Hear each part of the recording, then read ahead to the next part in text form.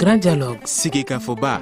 Edouani wa Makaran. Le grand dialogue, l'émission de débat de Studio Tamani sur votre radio. Chaîne Nibéro. Haloud Mauni. Chaîne Nibéri. Sigika Foba. Le grand dialogue. Le grand dialogue. Mesdames, Messieurs, bonsoir. Nous sommes lundi 16 février 2015. Bienvenue à cette émission et merci de nous recevoir chez vous. Aujourd'hui, nous revenons encore sur les pourparlers d'Alger, les blocages qu'il y a aujourd'hui et que vaut le cessez-le-feu qui a été imposé aux différentes parties. Alors nous allons voir avec nos invités. Tout d'abord, nous avons le représentant du Gatia, Sidi Mohamed Agalbaka, qui est avec moi dans ce studio et nous espérons avoir tout à l'heure Maître Maliki Ibrahim Maïga, représentant du collectif des ressortissants du Nord, et Boubacar Touré, membre du RPM, et également Ibrahim Ag Mohamed Assalé, membre de la coordination. Je suis Famoussa Sidibé, Peting Diara est à la mise en onde. Alors que le 5e round des pourparlers s'ouvre à Alger, il y a des tensions sur le terrain entre les groupes armés de la plateforme et ceux de la coordination. Hier, 7 soldats de la MINUSMA ont été blessés à Tabancourt. Parmi donc les casques bleus blessés, 4 sont dans un état grave. Alors, les pourparlers de paix entre le gouvernement du Mali et les groupes armés du Nord doivent sérieusement commencer aujourd'hui. Toutefois, en dépit des multiples tentatives de la part de la médiation, la situation reste toujours très tendue à Alger. Alors, cette première partie donc est consacrée à l'ambiance sur place à Alger. Sidi Mohamed Agalbaka, quel est votre avis et quels sont les retours que vous avez à Alger? Une fois de plus, Moussa, merci pour nous avoir donné la parole. Pour ce qui est de négociations actuellement qui réunissent le gouvernement malien, la plateforme, la coordination et la médiation à Alger, nous, en tant que plateforme, nous restons optimistes. Nous pensons effectivement qu'il y a toutes les chances pour pouvoir aboutir à un accord. Parce qu'en réalité, la chose la plus difficile, ce n'est jamais de signer un accord, mais plutôt de l'appliquer. Donc, nous pensons que, vu ce qui se passe à Alger, c'est fort possible qu'on signe un accord. Mais il faut juste rappeler que la signature d'un accord ne suffit absolument pas pour résoudre les problèmes du Nord du Mali. On a vu le cas du cessez-le-feu jusqu'à présent qui continue d'être violé par la coordination et ni la médiation, ni le gouvernement malien, ni la communauté internationale n'arrive à s'imposer. Alors, vous avez accusé dans un communiqué les membres de la coordination d'avoir violé le cessez-le-feu. Qu'est-ce qu'il en est? Nous l'avons toujours dit, nous n'avons jamais attaqué les positions de la coordination parce que depuis le 21 mai dernier, depuis la chute de Kidal, on était obligé de nous reconstituer et on a choisi Tabancourt, plus précisément les Telemsi, parce que nous avons des alliés arabes, Sora et Pil, qui partagent la même vision que nous, c'est-à-dire la vision d'un Mali indivisible. Et nous ne sommes pas dans la logique d'un fédéralisme quelconque ni d'une autonomie. Nous pensons absolument que ce n'est pas ça la solution. Malheureusement, la coordination n'est vraiment pas fière de notre position et c'est ce qui nous coûte aujourd'hui ces attaques. Et nous, on l'a toujours dit, dès qu'ils nous attaquent, nous allons riposter. Et voilà, ils continuent d'attaquer, nous continuons de riposter. Et ce n'est vraiment pas la solution. Aujourd'hui, nous sommes vraiment prêts à aller vers la paix. Nous en avons besoin parce que tous les Touaregs que vous voyez à Tabancourt ne sont pas des Tabancourt. Ils sont de Kidal, ils ont été chassés de Kidal par toujours ce même système féodal qui n'arrive pas à s'adapter à la démocratie. Il est vraiment temps que les choses changent. Mais ce que sûr est certain que nous n'allons jamais refuser la paix, nous n'allons jamais refuser le développement du Mali, mais que ça reste dans un Mali un et indivisible. Alors aujourd'hui, vous accusez la coordination d'avoir violé le cessez-le-feu. Aujourd'hui, quelle est l'importance de ce cessez-le-feu-là à vos yeux? Moi, je pense que le cessez-le-feu peut d'abord essayer de nous permettre de discuter de façon à l'aise, si je peux me permettre, à Alger, parce que vous ne pouvez pas discuter d'un accord et vous avez aussi vous perdez des hommes. D'une minute à une autre sur le terrain, ça fait beaucoup de tensions. Et il serait plus facile qu'il y ait un cessez-le-feu, que les gens arrêtent d'attaquer, et on regarde les documents et on travaille ensemble pour sortir le pays de cette crise. Mais cela n'empêche, moi je pense que c'est le fait qu'il soit respecté ou pas. Et les échos qu'on a eu d'Alger, je pense que ça ne peut pas empêcher les négociations d'Alger. Et même qu'on continue de le violer, et on peut aboutir à un accord. Alors aujourd'hui, il y a le président de la République qui estime que l'ombre de Iyad Agali pèse aujourd'hui sur ces pourparlers d'Alger et qu'il peut mettre en cause à tout moment les avancées de ces pourparlers. Quel est votre avis sur cette position d'Iyad Agali? Vous savez, Iyad a toujours pesé dans ces négociations, d'ailleurs, sur le plan de... Quand vous prenez tous les problèmes du nord du Mali, surtout à Kidal, parce qu'Iyad n'a jamais été absent. En fait, on dit qu'il n'est pas là, mais il a toujours été présent à Kidal. Iyad, c'est quoi? En réalité, ce n'est rien d'autre que ce système féodal qui n'arrive pas à s'adapter à la démocratie. Iyad, c'est aussi le meneur du mouvement en Sardine. Après, ils ont créé un mouvement qu'ils ont appelé les MIA, les mouvements islamiques de l'Azawad, mais après ils sont devenus HCA. En réalité, ils ont juste changé de nom de groupe, mais c'est toujours le même groupe, le même meneur. Donc, il y a de bel et bien présents, parce que ces hommes sont toujours dans les négociations. Je prends l'exemple de Cheikh Gaoussa, qui est d'ailleurs côtoyé par la France et par les Nations Unies. Je prends le cas de l'Abbas Gintala, qui fut député de Kidal, et qui continue toujours d'avoir le soutien de la communauté internationale. Donc moi, je donne vraiment raison au président de la République qui est bel et bien présent. Alors, Boubacar Touré vient de faire son entrée dans ce studio. Boubacar Touré est, je le rappelle, le représentant du RPM à cette émission, du parti majoritaire, parti du président de la République, Ibrahim Boubacar Keïta. Merci de nous rejoindre, Boubacar Touré. Bonjour. Bonjour. Boubacar Touré, nous sommes donc toujours sur la suite de Alger 5 aujourd'hui. Les responsables des mouvements armés sont aujourd'hui à Alger, mais les tensions persistent toujours sur le terrain. 7 casques bleus ont été blessés, dont 4 graves. Quel est votre avis sur à la fois ces négociations d'Alger et la situation sur le terrain? Bon, les négociations d'Alger et la situation sur le terrain, d'abord, c'est toujours déplorable qu'au moment où l'ensemble des partis s'engagent sur l'honneur, sur l'amour pour le patrie, à aller à des discussions pour juste aplanir et pour juste convenir de ce qu'il faut pour le pays. Ce n'est pas en ce moment encore que d'autres se permettent, en violation des premières dispositions, notamment l'accord de Ouagadougou et bien d'autres accords, pour qu'ils se déplacent, qu'ils changent de position pour aller s'attaquer à d'autres citoyens, au point à enregistrer des blessés et des morts auprès des militaires des Nations Unies qui viennent pour nous accompagner. Et dans cet accompagnement sincère, il ne devait pas y avoir tout cela.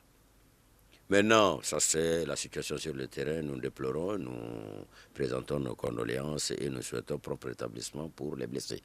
Mais par rapport à la négociation à Alger, et dans tous les cas, en matière de négociation, peut-être même si les armes ne se taisaient pas, tel n'est pas mon souhait. Mon souhait est qu'il n'y ait pas de bruit d'armes. Mais même si les armes ne se taisaient pas, si toutes les parties sont sincèrement engagées dans la discussion, le 5e round devait se porter sur un document proposé par la médiation, qu'est le préaccord. Est-ce que alors ça coince autour des points du préaccord ou il y a d'autres préalables encore au préaccord? S'il y a d'autres préalables, là c'est des prétextes. Ça veut dire que le fond véritable, on ne veut pas arriver à cette négociation-là. Ça veut dire qu'il y a des partis de mauvaise foi qui sentent que ces négociations vont faire tomber des masques. Cela est clair.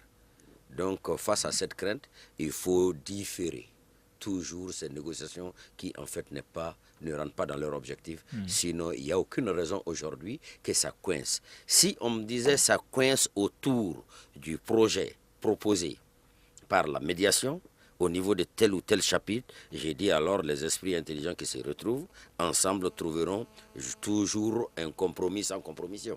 Alors l'enjeu principal aujourd'hui de la médiation, c'est de pouvoir réunir toutes les parties à la table de négociation. La coordination refuse à ce qu'on la mette au même niveau que les membres de la plateforme.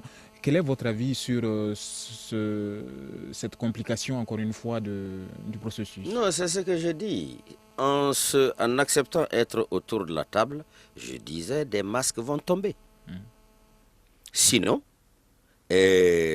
tout citoyen malien qui peut et qui doit contribuer à la recherche de solutions par rapport à cette crise triste que le pays connaît depuis un certain temps, pourquoi un fils demandera à un autre de ne pas être là, sur la table, autour de la table du moins?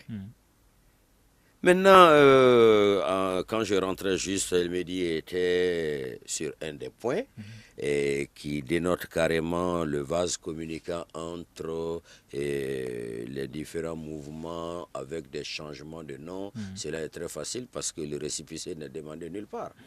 On s'assoit, on crée juste pour maquiller.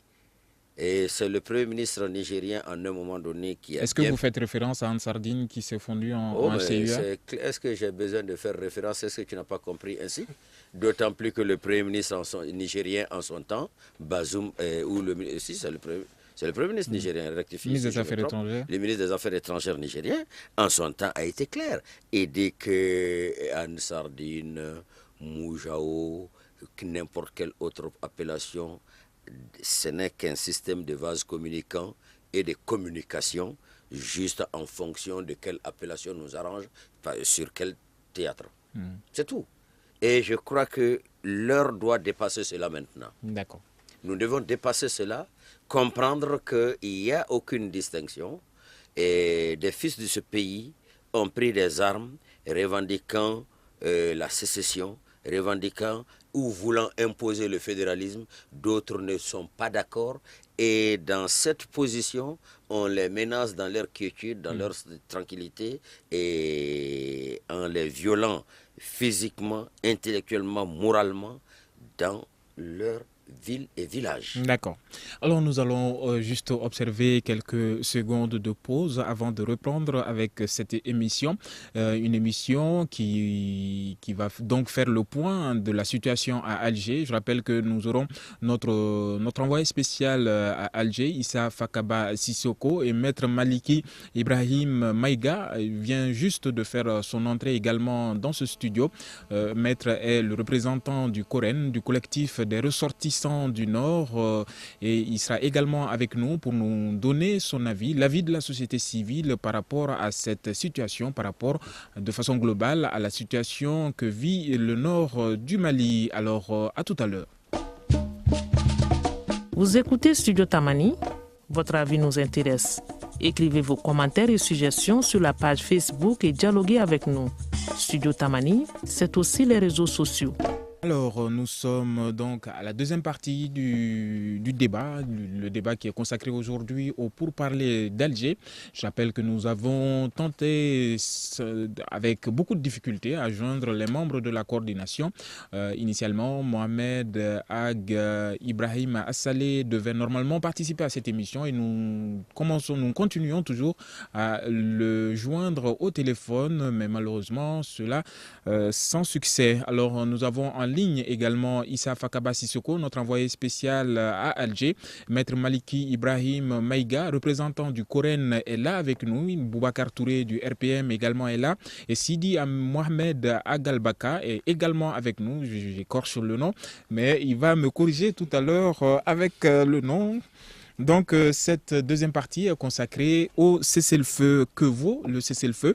Alors, maître Maliki Ibrahim Maïga, vous êtes du Coren, vous prenez ce débat donc en vol, mais vous êtes connaisseur du dossier du Nord, puisque vous représentez la société civile du Nord à cette émission. Quel est votre avis sur ce cessez-le-feu et de façon globale sur les pourparlers d'Alger?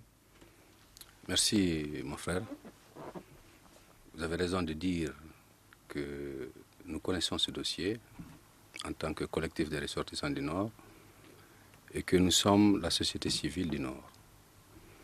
Nous sommes la société civile du Nord, la société civile plurielle, inclusive de toutes les ethnies composant cette partie du Mali qui est le Nord du Mali, constituée des régions de Gao, Tombouctou, Kidal et Mopti.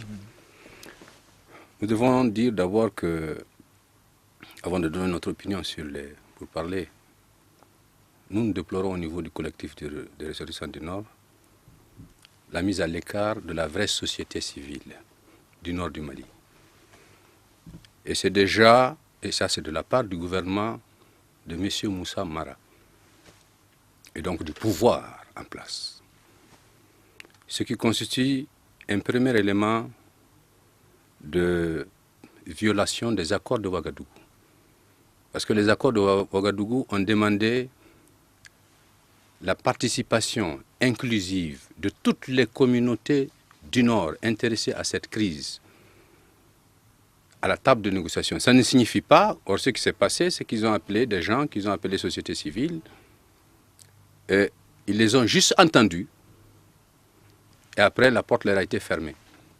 Il n'y a aujourd'hui que, en face de notre gouvernement, du gouvernement du Mali, au niveau des négociations d'Alger, que les terroristes du MNLA, d'Ansardine, de Boko Haram, répondant au nom du MNLA. De l'autre côté, vous avez un gouvernement dont les membres sont presque, je suis désolé, à part quelques-uns d'entre eux, ils n'ont pas une prise réelle de cette question dans sa profondeur, parce qu'en vérité, la plupart d'entre eux, au moment où les populations du Nord souffraient, ne se sentaient même pas concernées par cette question-là. Donc la vraie société du Nord, qui a défendu l'intégrité du territorial du Mali, avec ses moyens propres, avec ses arguments, avec dévouement, avec zèle, avec passion, cette société est mise à l'écart. C'est un des problèmes de notre pays. Ça, c'est le grand problème, l'absence de reconnaissance dans ce pays-là. Maintenant, sur ce qui se passe à Alger, je vous ai dit que la quintessence de la société civile du Nord n'est pas, contrairement aux indications de l'accord d'Alger, impliquée. Le Coran n'est pas concerné. Et nous sommes à un stade où c'est des bénédictions que nous faisons. Déjà, en tout cas, ce qui transparaît des accords, si c'est appliqué, mon frère, vous allez assister à ce que j'appelle une apartheidisation du nord du Mali. Et nous ne l'accepterons pas. D'accord. Alors, ce point de vue est compris. Nous allons partir à Alger. Issa Fakaba Sissoko, est-ce que vous êtes avec nous?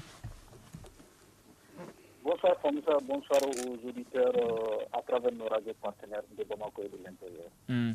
Alors, Issa, vous venez peut-être d'entendre cette première réaction depuis que nous vous avons au téléphone de Maître Maliki Ibrahim Maïga du Coren, du collectif des ressortissants du Nord, sur la représentativité de la société civile dans ces pourparlers à Alger. Dites-nous aujourd'hui, quelle est la configuration qu'il y a aujourd'hui à Alger? Alors, il faut rappeler d'abord qu'à cette nouvelle étape des négociations d'Alger, il y a 3 délégations, celle du gouvernement du Mali, des mouvements armés de la coordination et de la plateforme. Maintenant, pour ce qui concerne de la représentativité des uns et des autres, je crois qu'à un autre niveau, les gens ont leur avis sur cette question. Alors aujourd'hui, quelle est l'ambiance sur place? Nous venons juste de finir avec la cérémonie dite de reprise des négociations directes.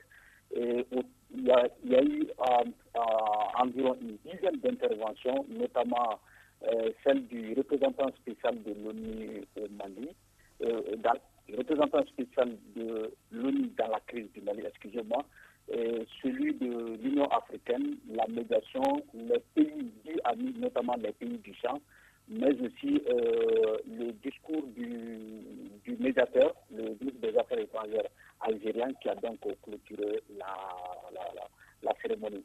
Et dans ces différentes interventions, il y a un mot qui revient chaque fois, la nécessité pour les partis d'arriver à une paix. Et le même discours a été repris par le ministre malien des Affaires étrangères, le représentant de la coordination et le porte-parole de la plateforme. Tous sont unanimes qu'il faut aller vers la paix et que cette guerre n'a que trop duré. Mais entre le discours et les actes, il y a véritablement un pas à franchir. Mais notre vie est affichée ici. Alors aujourd'hui, on a constaté la visite du haut représentant, de l'ancien haut représentant du président de la République à ces pourparlers d'Alger, qui a vraisemblablement évoqué dans un ton assez conciliant le fait que les acteurs doivent aujourd'hui évoluer la main dans la main. Est-ce que cette volonté du Premier ministre Modibo Keïta est appliquée sur le terrain? Oui, avant ce soir, l'atmosphère était relativement tendue dans les couloirs de l'hôtel ici. Et puis, souvent, vous rencontrez, vous assistez à des scènes où des représentants de la coordination et de la plateforme se croisent sans vraiment se dire bonjour. Mais ce soir, après la cérémonie d'ouverture, ils étaient mélangés dans le car. Par exemple, le car dans lequel je suis rentré à l'hôtel, il y avait des représentants de la coordination et des représentants de la plateforme. Apparemment, il s'agit, selon les observateurs, d'un signe encourageant. Et puis, la poignée de main à laquelle nous avons assisté entre le ministre des Affaires étrangères malien et le représentant de la coordination, Bilal Ag-Sherif. Bref, en apparence, la volonté est affichée. Mais cette rencontre intervient, il faut le rappeler, dans une situation de tension sur le terrain. Et c'est pour cela que le représentant de l'Union africaine et la médiation a insisté sur la nécessité de respecter le cessez-le-feu sur le terrain. Base, selon eux,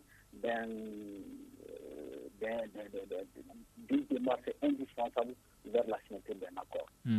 Alors, Issa Fakaba, juste avant de repartir vers les autres invités, nous allons juste voir ce dernier point avec vous. La coordination refuse de se mettre à la même table que les membres de la plateforme. Est-ce que dans les discours, ce volet-là a été évoqué? Ce soir, dans le discours, cela n'a pas été évoqué. Ça m'a amené à poser la question à un observateur qui estime que ce discours est vraiment dépassé et que le débat n'est plus à ce niveau. Parce que quand vous voyez ce soir la configuration de la salle, il y avait une rangée réservée au gouvernement du Mali, une rangée réservée à la coordination, une autre rangée réservée au mouvement de la plateforme. Donc cela veut dire que le médiateur est d'accord que les trois parties ont légitimement leur place dans la salle de négociation.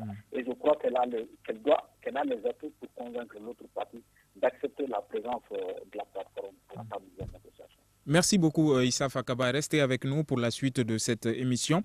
Alors Sidi Mohamed Agalbaka, dites-nous, vous êtes du Gatia, dites-nous aujourd'hui qu'est-ce que la coordination reproche aux membres de la plateforme? En fait, moi, je pense que pour la coordination, nous avons péché. Du moment où nous nous battons pour l'intégrité territoriale du Mali, nous avons péché parce que nous avons refusé de rejoindre les islamistes, les djihadistes, et nous avons décidé de défendre l'honneur de notre pays qui est le Mali. Et la coordination nous reproche de ne pas contribuer pour attaquer Gao et Tombouctou, mais la coordination oublie que nous sommes de Gao et nous sommes de Tombouctou, ce sont nos parents. Et qu'à un moment donné, il va falloir assumer sa part de responsabilité. Quand nous avons été chassés de Kidal, on était obligés de nous armer et puis nous limiter à Tabankort.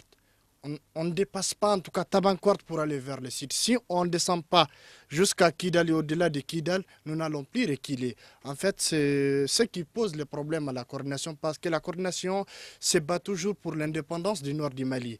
La coordination est en train de discuter avec le gouvernement, avec la communauté internationale, mais elle n'a pas encore renoncé à son projet. Et c'est ce que nous condamnons parce que la coordination a pris des engagements au Burkina Faso en reconnaissant l'intégrité territoriale du Mali, la forme laïque et républicaine de l'État. Donc elle n'a plus le droit de parler de notre pays qui n'est pas le Mali. Elle n'a même pas le droit d'avoir un drapeau qui n'est pas celui du Mali. Donc ça, ce sont les quelques problèmes qui nous posent à la coordination. Mais quand j'écoute votre correspondant tout de suite, moi j'ai fait Alger 1, j'ai fait Alger 2. En fait, si ce n'est pas dans la salle, il n'y a jamais de problème entre nous et la coordination. C'est des accolades, on mange ensemble, on boit ensemble. Mais c'est pourtant, seulement, vous êtes opposés. Et pourtant, c'est seulement devant la médiation qu'elle essaye de faire sortir son côté jaloux. Ben, en fait, c'est son jeu, nous, ce n'est pas notre affaire. Maintenant, il faut juste, à un moment donné, qu'on aille vers cette paix. Il est temps. Maintenant, les djihadistes ne peuvent pas quitter l'Afghanistan, quitter la Libye, le Nigeria pour venir s'imposer dans notre nord. C'est impossible. Merci beaucoup, Sidi Mohamed Agalbaka. Vous êtes membre du GATIA, membre donc de la plateforme. Et Boubacar Touré, juste avant de vous donner la parole, je signale juste que nous avons tenté en vain de rentrer en contact avec les membres de la coordination, mais sans succès. Alors, Boubacar Touré, la coordination refuse de s'asseoir à la même table que la plateforme. Aujourd'hui, on reproche, la coordination reproche aux membres de la plateforme d'être trop proches de Bamako et de ne pas avoir de revendications politiques vis-à-vis des autorités maliennes. Quel est votre avis toujours sur ce lien entre Bamako et les membres de la plateforme? Écoutez, précisons les choses. Être trop proche de Bamako, allons-y clair, non. Être pour l'unité nationale, être pour une république laïque, être pour une république où tous les citoyens du nord au sud, blancs, noirs, vivent comme on a toujours vécu dans cette zone-là. Questionnons l'histoire. Chaque nomade malien a sa correspondance dans les familles sédentaires au bord du fleuve Niger. Et chaque famille sédentaire a son correspondant dans les familles nomades. Ça, c'est séculaire.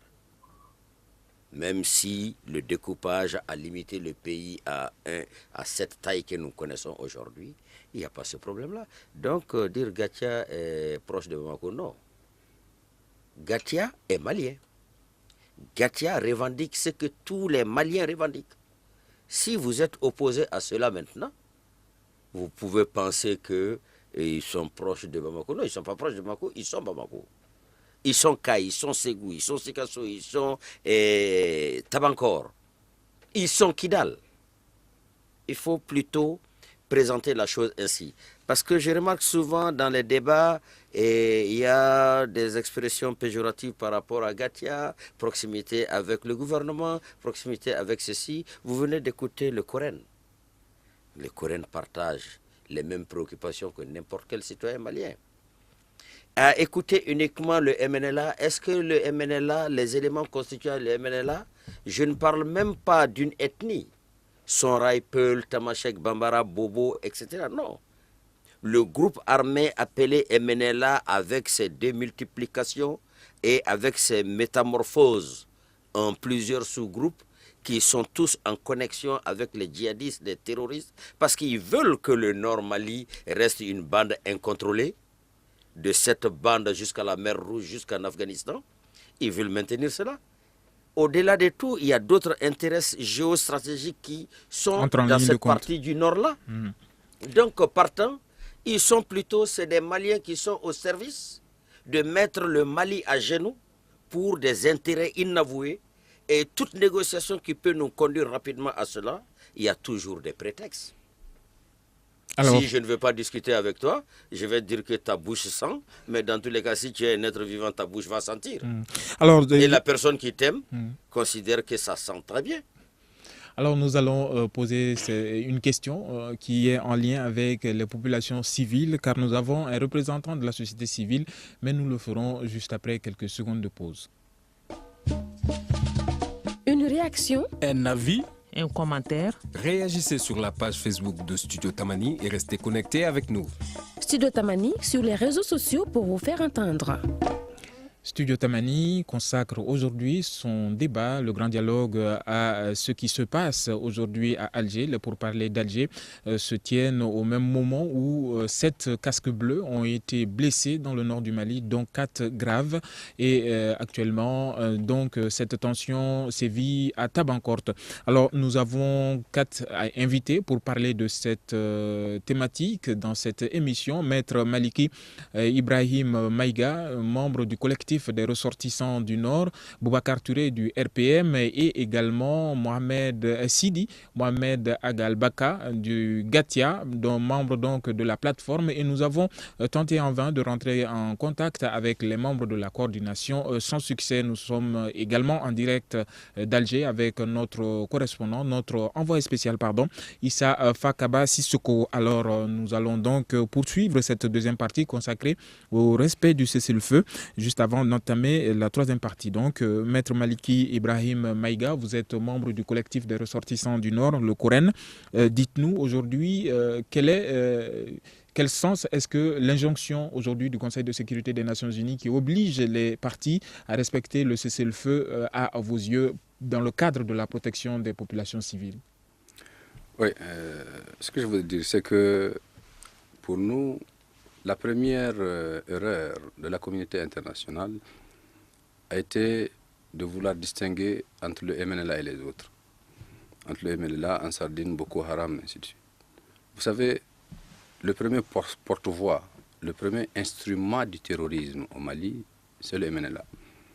Et quand j'ai entendu votre confrère dire que Bilal Ag-Sherif, il a intervenu, et, comme on appelle, et que son intervention peut donner à espérer, mais en vérité, Bilal Ag-Sherif, il n'est aussi rien d'autre que le porte-voix de IAD. Cela doit être compris de la communauté internationale. Et donc, la plus grande erreur et la plus grande faute, finalement, ça devient une faute. Nous pensons au niveau du Coran que certains éléments de la communauté internationale qui ont alimenté ce que j'appelle le complot contre le Mali. Parce qu'il y a eu dans cette affaire, et ça continue d'ailleurs de se prolonger, un véritable complot contre le Mali, dont une des manifestations a été d'ailleurs le coup d'État du 22 mars 2012. Le complot contre ces gens-là continuent de vouloir brouiller les pistes.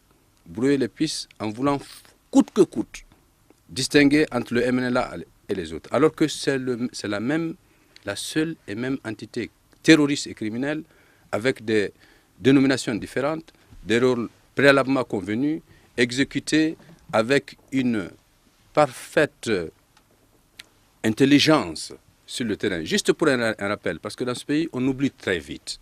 On oublie très vite. Lorsque les villes de Kidal, Gao, Tombouctou sont tombées entre les mains des djihadistes en 2012, ceux-là qui disent avoir pris les armes, je vais parler des gens du MNLA, pour venir libérer entre griffes leur peuple opprimé,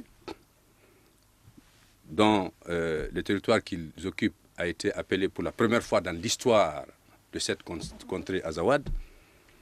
Et d'ailleurs, ce mot lui-même renferme les germes d'une guerre civile au nord du Mali. C'est-à-dire qu'il faut que la communauté internationale comprenne que s'ils n'arrêtent pas d'accepter que Gao, Tombouctou, Kidal soient désignés, je dis Kidal, désignés par Azawad, ça renferme les germes, et ils le savent. C'est parce qu'ils le savent d'ailleurs qu'ils servent sur ça, d'une véritable guerre civile. Donc quand ils sont arrivés, la première des choses, la deuxième mission, après l'offensive médiatique qui a été accordée au MNLA, c'était de faire des exactions contre les populations. Les viols qu'on oublie aujourd'hui. On a oublié que des centaines de femmes ont été violées, de jeunes filles ont été violées à Gao. On a oublié qu'il y a eu des assassinats crapuleux, les plus odieux à Gao, à Tombouctou, à Kidal. On a oublié.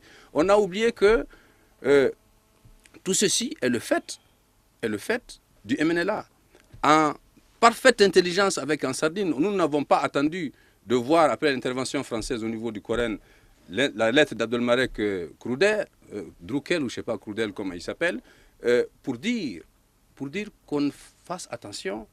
Ils sont en train de piéger, ils sont en train de jeter toutes les populations du nord du Mali dans les bras d'Al-Qaïda pour que cette organisation criminelle instille des idées djihadistes.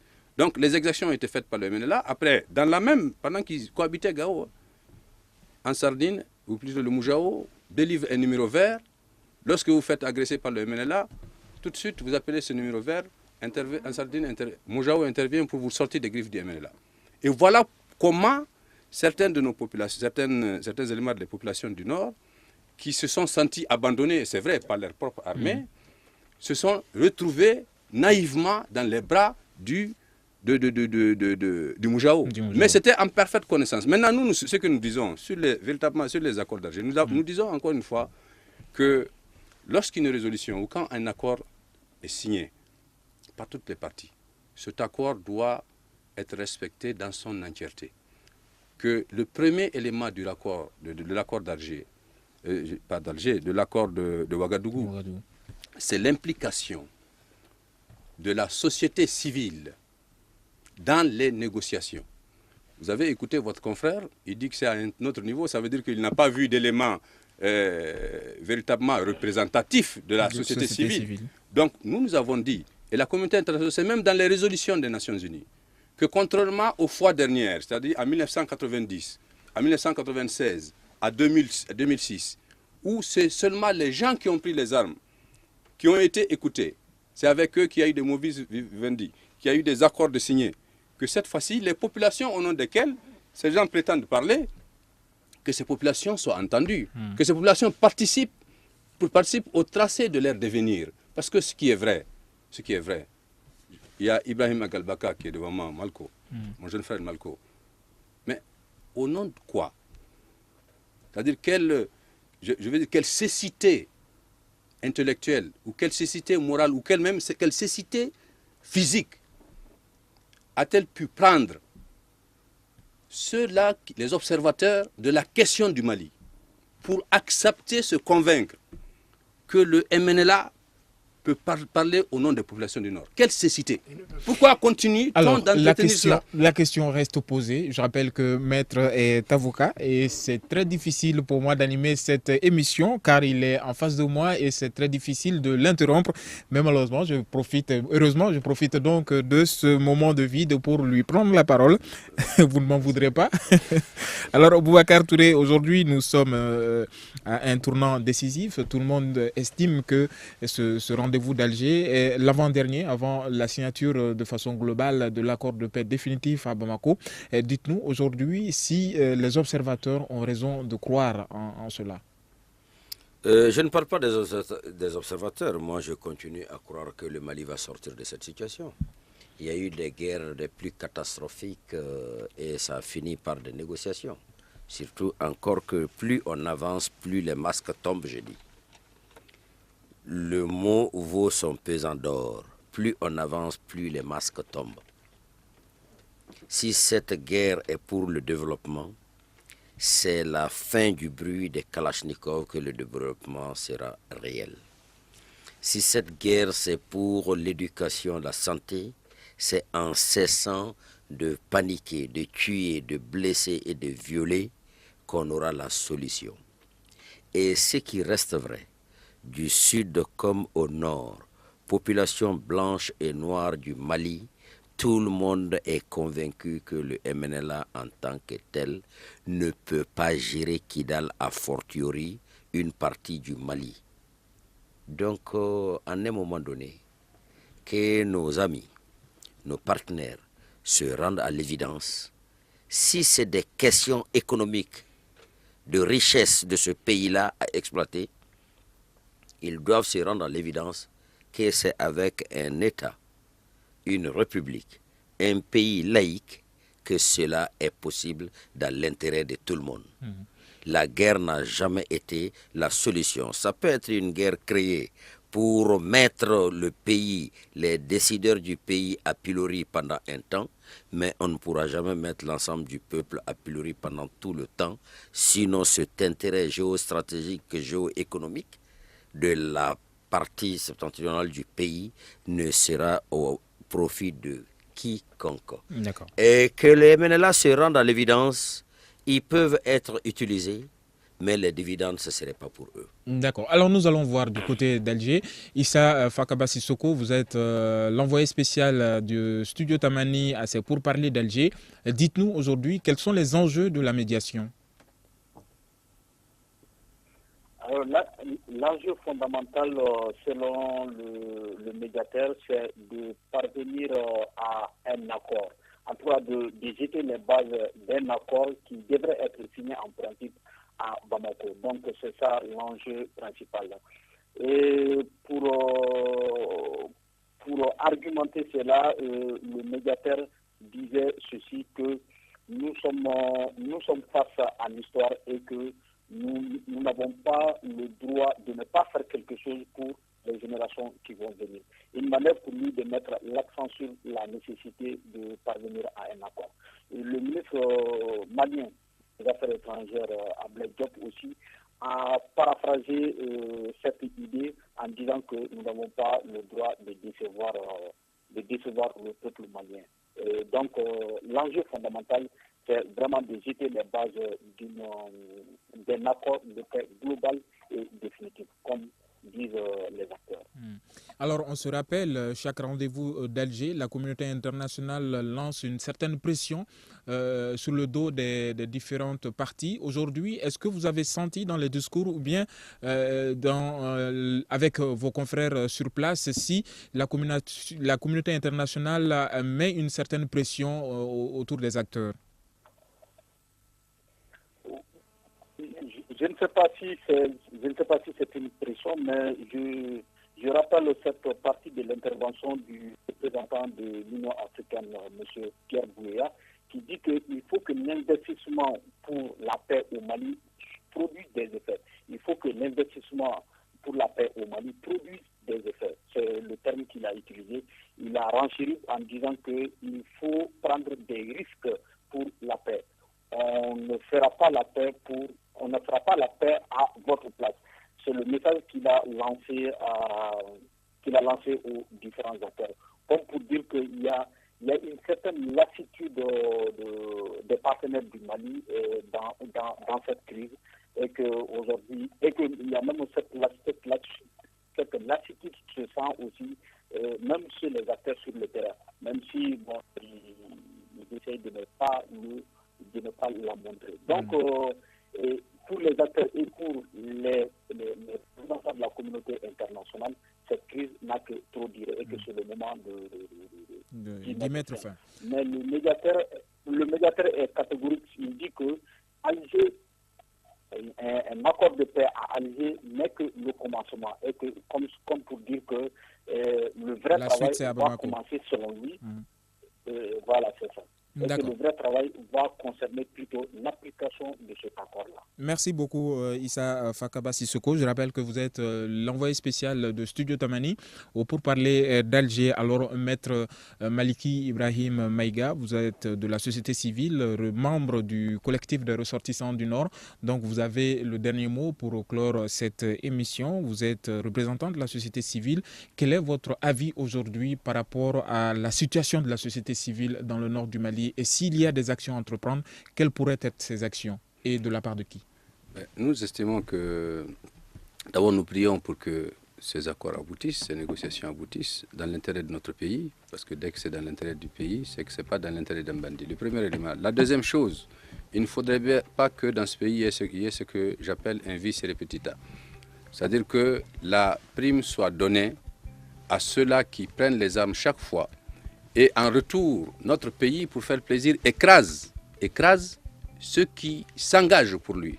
Vous savez, en 1994, en deux mots, vous vous rappelez, lorsqu'il y a eu la signature du pacte national, c'est presque fini. tous les éléments du Gandakoy qui se sont engagés pour le Mali, mais ont été écrasés par ce pays-là. Et qu'est-ce que vous souhaitez? Mais ce que nous souhaitons, c'est que notre gouvernement soit à l'écoute des populations. Nous n'accepterons pas des accords taillés sur mesure au profit des bandits. Le gouvernement sera donc attentif à ces propos de la société civile. C'est donc la fin de cette émission, une émission consacrée encore une fois pour parler d'Alger qui doivent normalement rentrer dans leur phase décisive. Cet après-midi à Alger, nous avons fait le point avec notre envoyé spécial Issa Fakaba Sissoko, Maître Maliki Ibrahim Maïga, le représentant du collectif des ressortissants du Nord était là également avec nous. Boubacar Touré du RPM était là et Sidi Mohamed Agalbaka du Gatia était également là avec nous. Nous avons tenté en vain de rentrer en contact avec les membres de la coordination. Sans succès, je suis Famoussa Sidibé.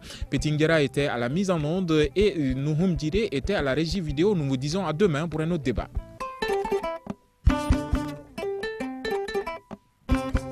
Le grand dialogue. Sigika Foba. Le grand dialogue, l'émission de débat du studio Tamani sur votre radio. Shenibiro. Halud Mauni. Shenibiri. Sigika Foba.